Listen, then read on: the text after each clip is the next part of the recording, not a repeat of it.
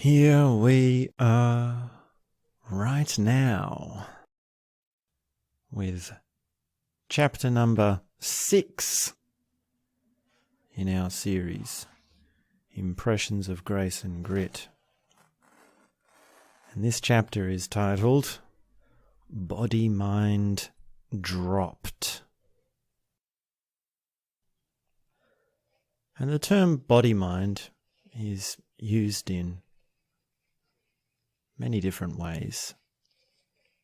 Most common in the New Age paradigm and also in certain meditation practices. And essentially what it is an inquiry or a method or an awareness of both the body and the mind. And certain methods can isolate these two things in such a way as to reveal that there is a third component. You have a body and you have a mind, and, well, then there's you, which is the thing that's having the having. The thing that's having the body. What is having the body? What is having the mind? So that's partly what this chapter is about. This is the sort of basic ABC entrance into what body-mind is. So Treya, well, they're moving house, but the house moving is delayed in our main plot. And Treya goes on a meditation retreat. And this is a 10-day Vipassana course with S.N. Goenka. And I believe he would have still been alive at this time. So there's a good chance she was actually with him in the flesh, like the actual real-life person, Goenka. And now what we have is the tradition of Goenka, or the sect of Goenka-style Vipassana. So if you go to do a Goenka-style Vipassana, then you'll be watching a video of him, and it will be his words and his instructions, but he's no longer in the body. He has transcended, as they say. He's dead. So that's a sect within I guess you don't really call the different parts of Buddhism denominations. That's more of like a Christian term. But Vipassana is a version of, or a denomination of, Buddhism. So if you've got the broad category of Buddhism, and then within that, you've got Vipassana, and then within that, you've got Goenka. And she tells us, she writes about her experiences. And it's always interesting to see the subjective description, the personal description of what occurs. And here we're going to be talking about both Treya's subjective experience and also the textbook descriptions of meditation and Vipassana. And we're going to get deep. Just a warning. If you haven't figured that out yet, I should probably just assume that you know that this is going to get deep. It's going to get complicated. We're going to go into all the details. There are a lot more details than just body, mind, and witnessing. I hope I didn't give it away too much by saying that. But here we go. What does she say? What did I do on the retreat? She says, I was told to spend 10 to 11 hours a day focusing on my breath, moving in and out of my nostrils. Just my breath. And basically, that's Vipassana. That's basically the first big component of it. And you're told to bring yourself back to your breath when your mind strays, or when you get distracted, or when an emotion comes up, or when you have a crick in the neck. To practice, to come back. You're told to just focus your awareness. And after a certain amount of time, and after a certain amount of progress in this, you're told to then turn this awareness onto the body. And those are the two large components of Vipassana. First step, watching the breath to build an attention, a point of attention, and then to move that attention over the body. So for the first several days, she says she was obsessing about eye pains and headaches. And that's pretty frightening for Treya, because she has images of a cancer reoccurrence happening all the time. She has fears of it coming back and actually killing her. Fears of her leaving Ken, not being able to live with Ken.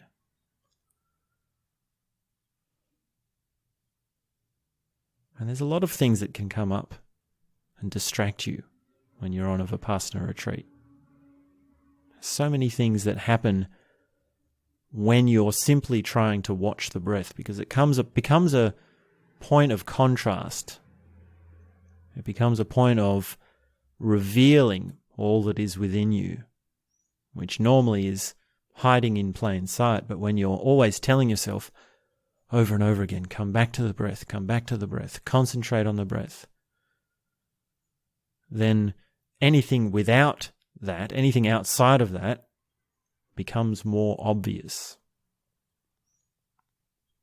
And she says it's a difficult struggle. It's a difficult struggle.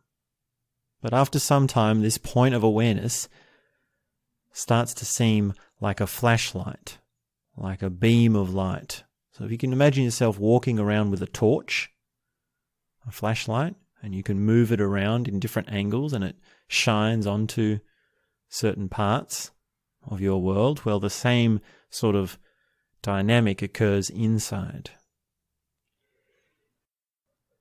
And then she became more aware of the always existent background of this focal awareness. So we're starting to see a complexion opening up, a complexity opening up, which is the difference between attention, like the flashlight, and awareness, which is sort of just beyond the boundaries of where the flashlight reveals what it's placed on or what it's drawn to. So you can imagine that if you're in the dark, then the flashlight is your attention. And your awareness is, well, everything that's around in your environment. And you can learn to start to sense your environment beyond just your attention. And after some time, she became very aware of the role of attention and how that determined her state. And with more practice, she could simply witness her sensations. And when that happened, she felt calm, balanced, and in equanimity.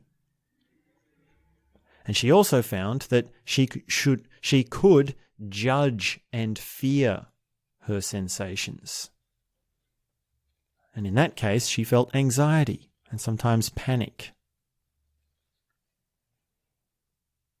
So this is a difference that is learnt by seeing it over and over again, by drawing your attention back to it over and over again. The difference between simply watching, allowing something to arise and fall, or judging it and reacting it. And this is a back and forth. This is why Vipassana courses are 10 days long. Because we normally go in and say, well, okay, I need to find this point of attention, but there's a cloud of distractions. There's a cloud of back and forths. And this is even the case for Treya. Now, at this stage, she's done about 5. I think this is her 5th 10-day course. So she's not exactly a novice. She's not exactly a beginner. She's aware of the technique.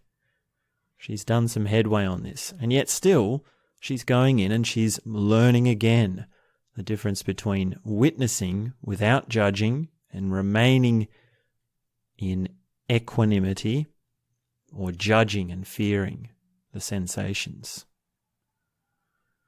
And then she becomes aware of things that she was never aware of before, like thoughts and ideas and concepts, words, images, stray sensations, random bits of stories that emerge and fade into awareness.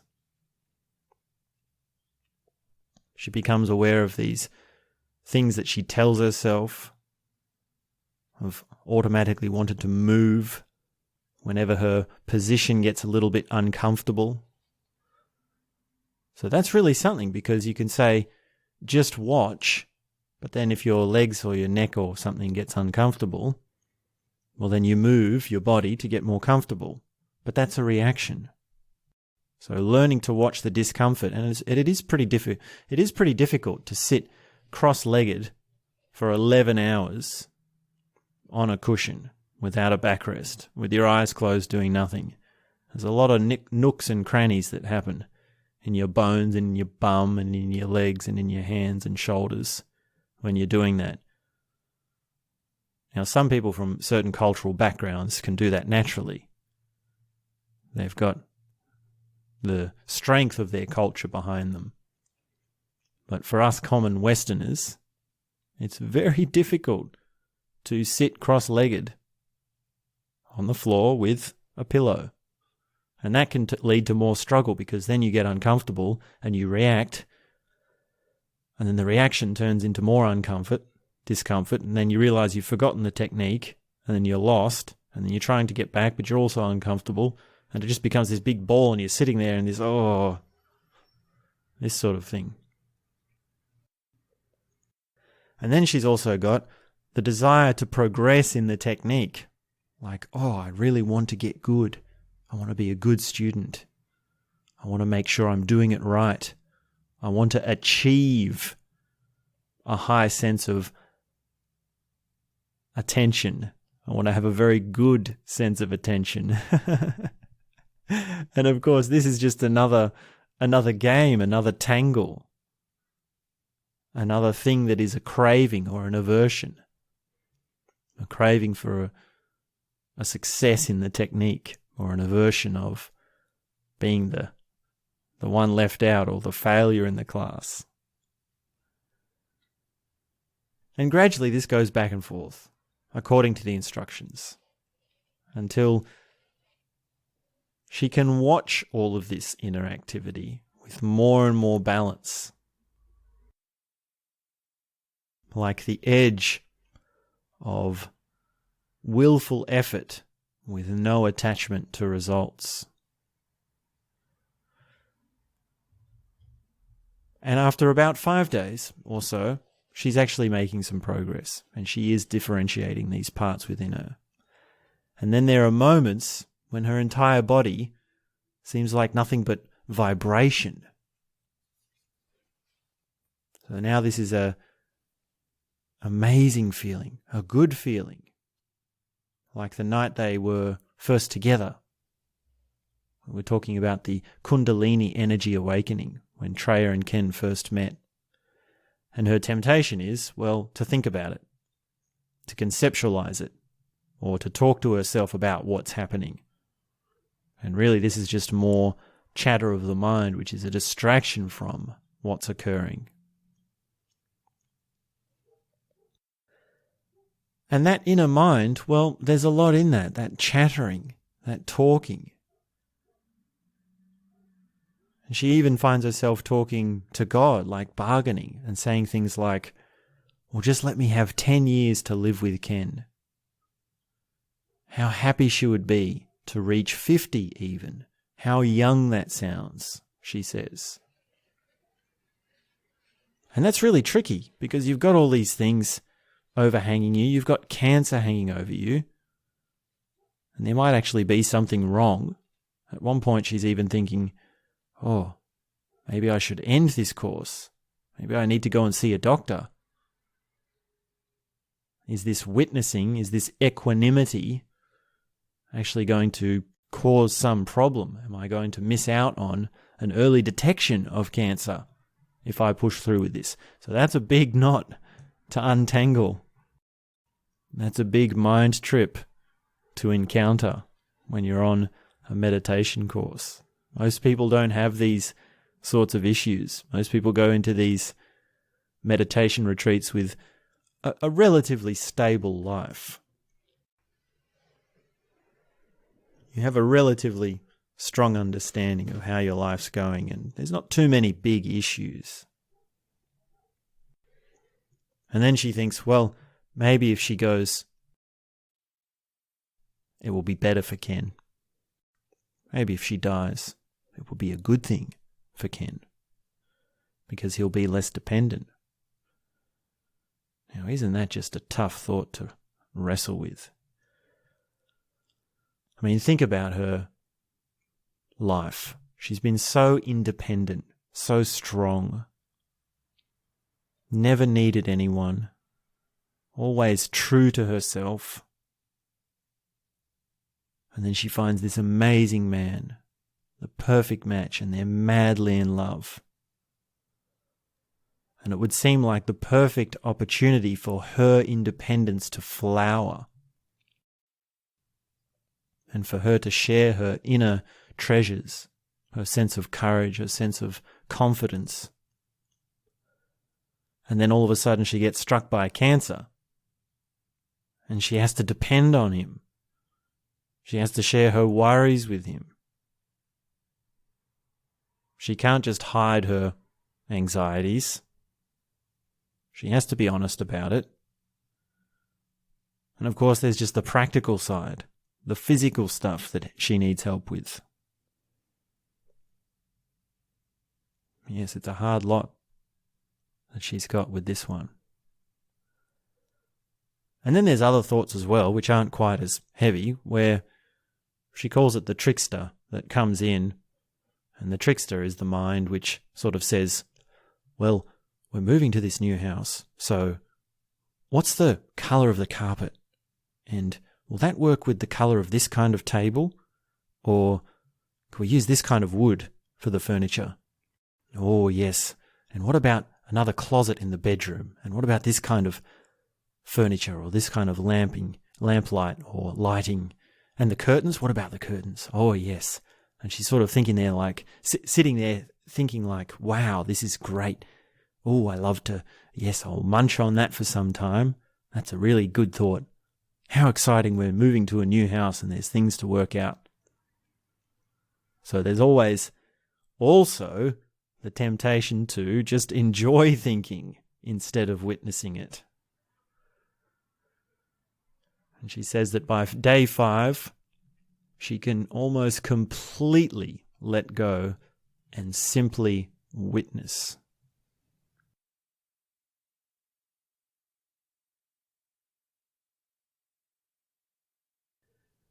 And when you witness, the emotions and thoughts are still there, but she is aware of them. These strong, pleasurable, almost painfully blissful energies come back, but she is still aware of them. She's not identified with them. And the body feels like one piece rather than a collection of parts. And this continues for the next few days until day 9.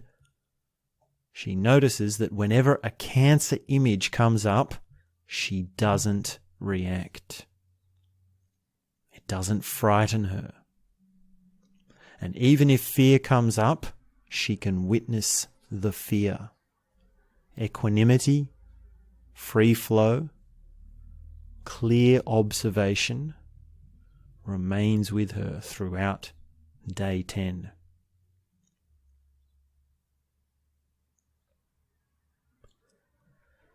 So that's the effect that she had. Well, that was the effect that the Course had for her in this 10-day retreat. So that she was able to step back and allow these things within her worries, her emotions, her thoughts, become more of something that arises and falls, passing away. And then she comes back and she notices one morning in the shower that there are 2 bumps under her right breast. And Ken takes a look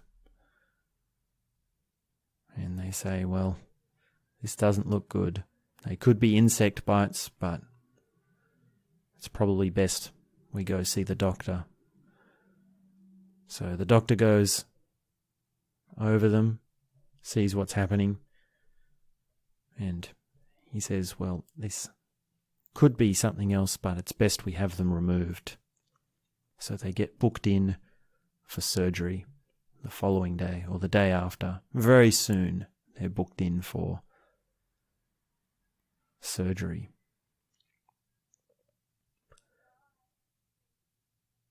And on the drive home, well, Treya is quite equanimous. She's quite peaceful. She's okay with it. And it's not like the same worrying that it was before. So she's changed. She's found something deeper.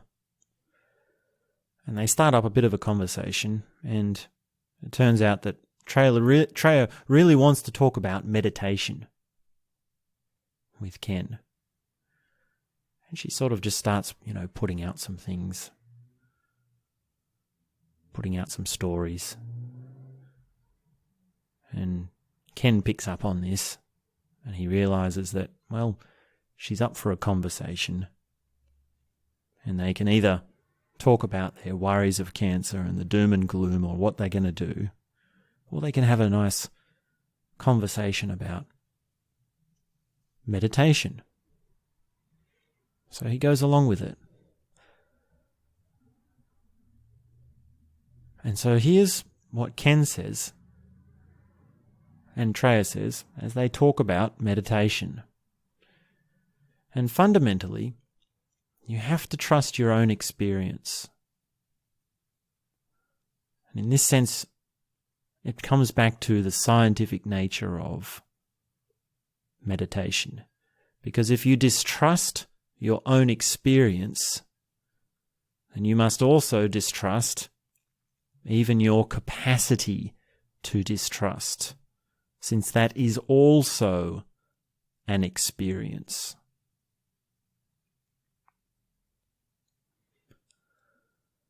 And Treya goes on to describe, well, some difference between surrendering to divine will and letting go.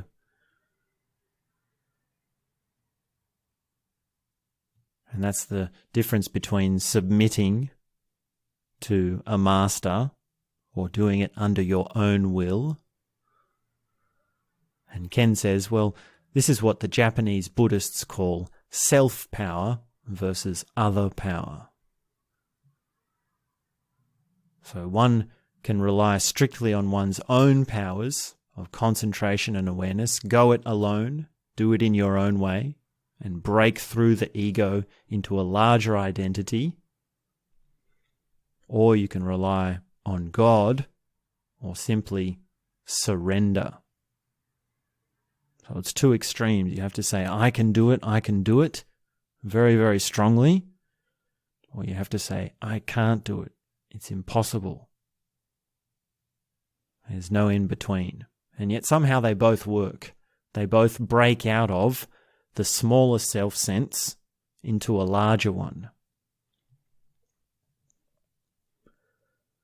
And you can say, well, where does ego come into this? And ego, well, ego is a pretty funny word, because the ego is the self-sense. The ego is the thing that's trying to break you out. And you can say, well, is it just my ego that is trying to do the breaking out? And in a sense, yes. The ego is breaking out of itself. But the point is that ego is not a real subject. It's still another object. It's still only a part. So once you see it as isolated from the whole, then there's another awareness that you have which is larger. And that sense of the ego being smaller and witnessing is known as, well, the seer or the knower, or the witness. So the witness with capital W is what we call the thing that is seeing the thoughts arising and falling, the feelings and emotions rising and falling, and also what you're identified with. It's who you are. So it's not only a momentarily experience, like a momentary peak experience in meditation, but after time, those peaks become more and more frequent until you're actually centered there. And it's actually who you are, and you say, well, this is who I am. And Ken's actually just written a book about this called Transformations of Consciousness.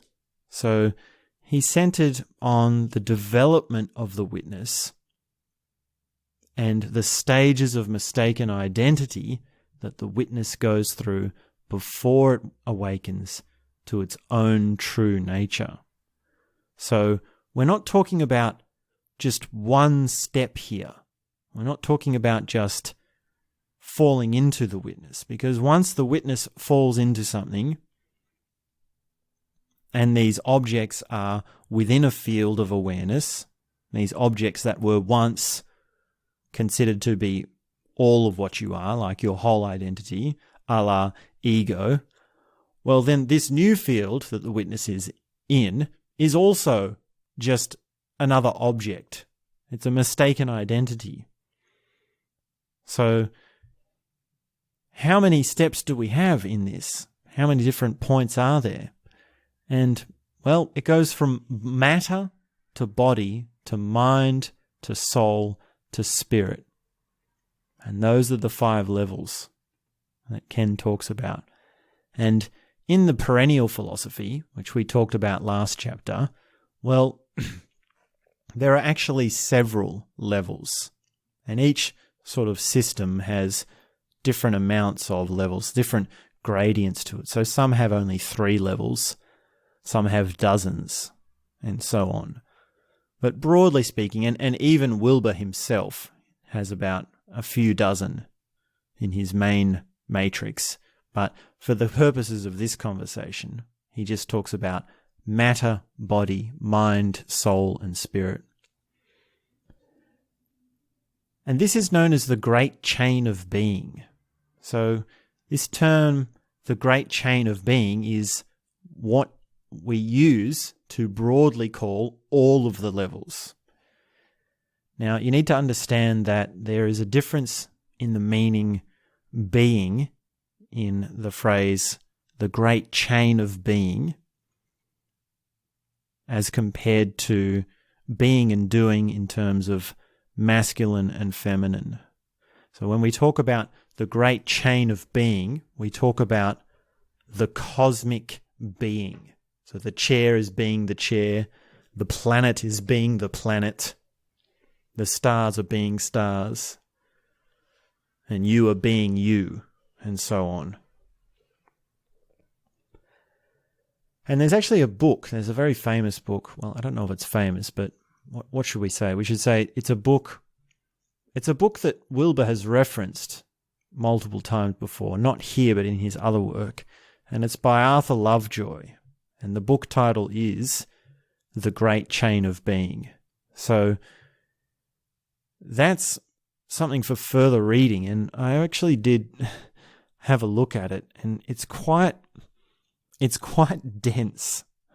It's quite astonishing sometimes to actually go and follow up the leads or the references that Wilber makes is sometimes a little bit daunting, such as it is with this Arthur Lovejoy book, because it's very high philosophy, and the comparisons and the references are very far-ranging, very specific, and rather complex.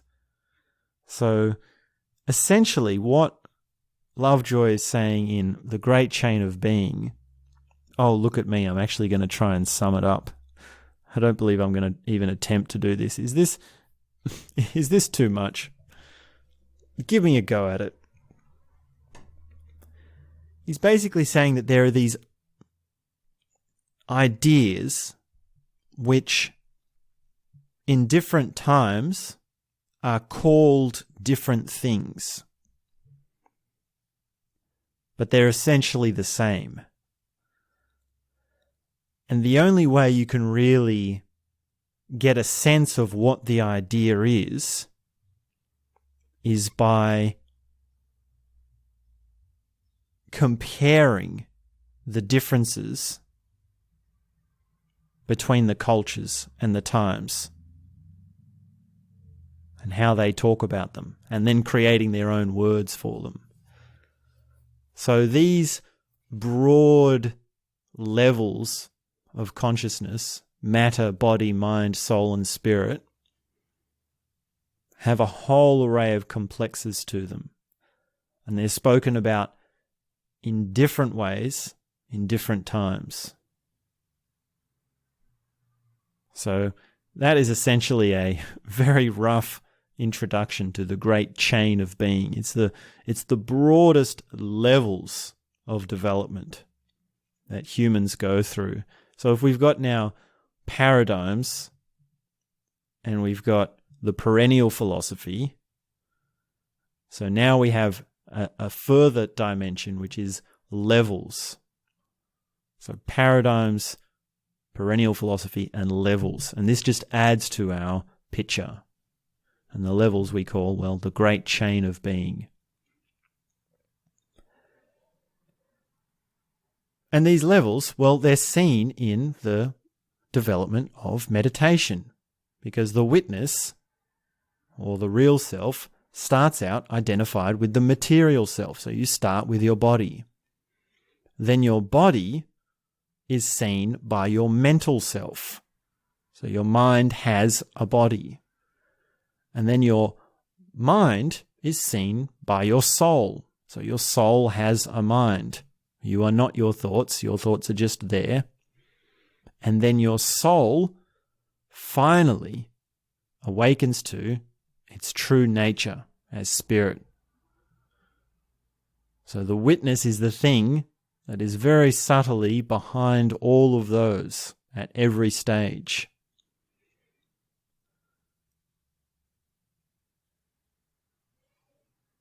And this is all what the great chain of being is. This is all what you can find within your own being. And the idea of, well, the other idea is that there's one of everything. And another reference he makes is to Teilhard de Chandran. And just like if you go and look up the great chain of being, and you look up this philosopher, Prairie Teilhard de Chandran, I don't know how to pronounce his name, but he's a Jesuit priest and geologist, and he took part in the discovery of the Peking man, who was a Homo erectus, or a junior version of Homo erectus from 750,000 years ago.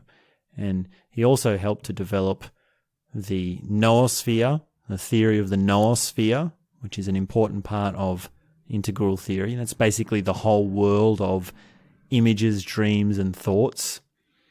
And he also has this idea of the omega point. So that's the belief that everything in the universe is fated to this push towards a final point of unification. So this one, you see that there's I'm just trying to illustrate that you get this sense of we're going through these descriptions, and Wilber is making these little sort of dropping names, or these little stories, or these little quotes. But behind that is an extremely interesting, extremely complex wealth of ideas and concepts and principles of understanding reality, whether it be a philosopher or a spiritual teacher or a religious figure from history. So try to just appreciate how dense this is. Try to appreciate how much there is in this story, in this conversation. So the body is of matter. The mind is aware of the body. The soul is aware of the mind. And the spirit is aware of the soul. And each step is an increase in awareness. It has a wider and wider sense of identity. And that as a theory, well, it's a bit full of mind, isn't it? It's a bit hard to wrap your mind around. But experientially, it's quite easy, because this is exactly what Treya was doing on her meditation retreat. And then the other component of all this is the neuroses, or the things that can go wrong. And Wilber, in his book, like he discusses, this book that he's just done, Transformations of Consciousness, he puts in the different types of neuroses at different levels. So at level 1, you have psychosis, like schizophrenia, and then there's borderline conditions like narcissism and general neuroses. But most therapy does not deal with the higher stages of neuroses. So it's really only the body-mind that has the most common neuroses, and those higher level ones are a little bit more rare, a little bit more tricky to pin down. So that's another big thesis of Wilber's, another big sort of hypothesis, is that you need to have the correct solution or the correct therapy for the right level of where your neuroses is at. Is your problem a problem of the mind, or is it a problem of the emotions, or is it a problem of the body? And is it a matter of identifying it to a higher stage, or is it a matter of fixing the stage you're at? And that's what's so important about indexing and correctly categorizing all of the therapies and psychologies. So the thing of the witness, you could say that if we come back to where this conversation started, which is breaking into the witness, or just watching where things rise and fall, that's actually not the highest point. It's not what spirit is. That's not what this oneness is. Now, it is one of the highest levels because it's of the soul, but it's not the final barrier. So, in other words, there is still a very subtle form of subject-object dualism in the witness. The witness is a huge step, and it's very important. It's necessary.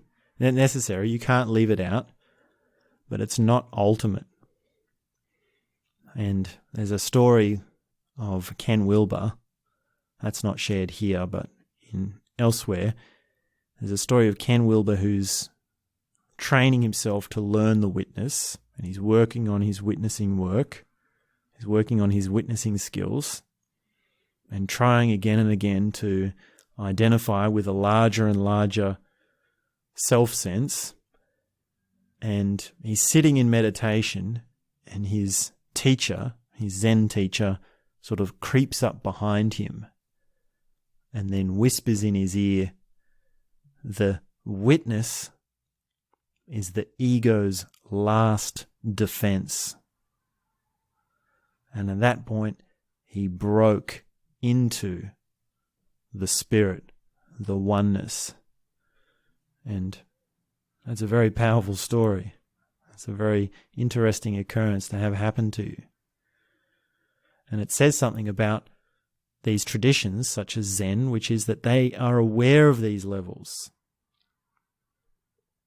And they can see when students are at certain points and what students need.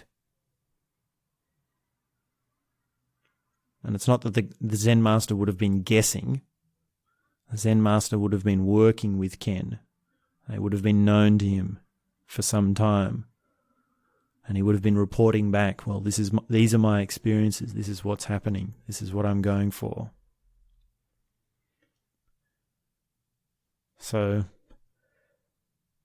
the trick is, you just want to say, like, if you're a beginner meditation, if you're just starting out with meditation and you get all this and you say, okay, well, I've got I've got body, mind, soul, and spirit, and I just want to break into the big spirit, but I need to learn the witness, then it can be a bit too much, because you have to go through the steps. You have to do the little baby steps. And it doesn't work to just say, oh, I just want to break in. I just want to have the big spirit. I just want to find the big self. That doesn't work. We all go through the different stages. We all have varying degrees of steps on the path. And really, this is why you learn a traditional meditation. It's because you see that there's these layers, and you're not going to be able to just jump around all of them straight away. So you say, well, okay, give me a tradition. Give me a known, proven method which will take me through them step by step. And that's why you go on a meditation retreat, because it begins with one level, very slowly, very clearly, points out some of the traps, and then moves to the next level. And then there is more instructions, and you take your time, and then more traps are laid out.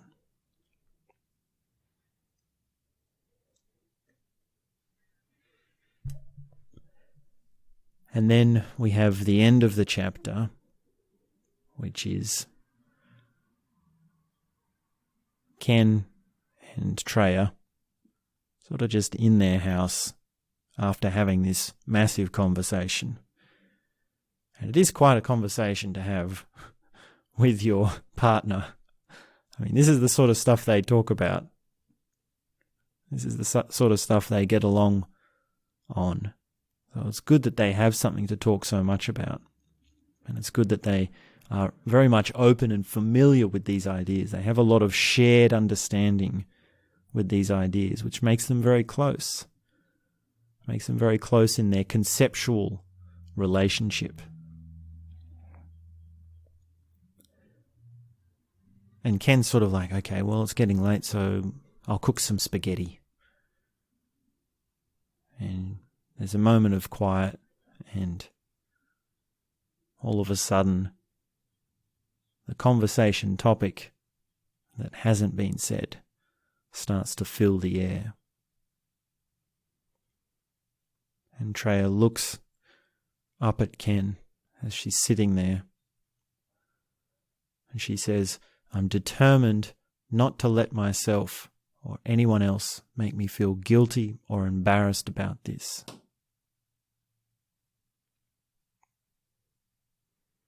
And that's really something. That's really something to say. To be given a new resolve about guilt and embarrassment in relation to all the people in your life is a powerful step. And her newfound equanimity, her newfound witnessing skills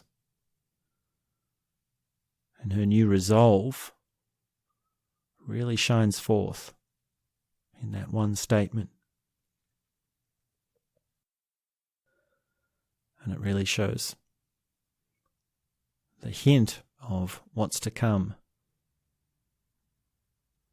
when she has these 2 lumps removed from surgery.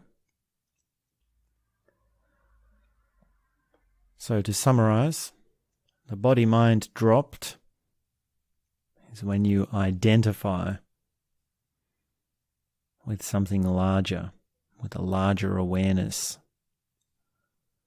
And the witness is the thing that opens you up from object to subject.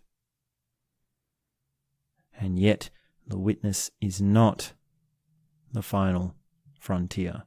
It's not the final death. Because the only thing that's ultimate is self with a capital S, or the one, the all, or Brahman, or Godhead.